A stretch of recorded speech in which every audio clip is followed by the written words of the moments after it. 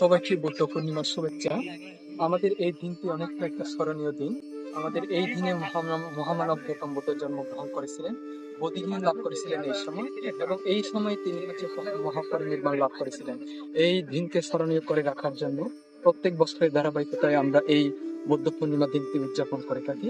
তো বাংলাদেশের যতগুলো বৌদ্ধ ধর্মাবলম্বী মানুষজন আছে, তাদেরকে সবাইকে বৌদ্ধ পূর্ণিমার শুভেচ্ছা জানাই, এবং বাংলাদেশের বাইরে থেকে অন্যান্য দেশে যেগুলো বৌদ্ধ ধর্মাবলম্বী আছে তাদেরকেও শুভেচ্ছা জানাই। ধন্যবাদ।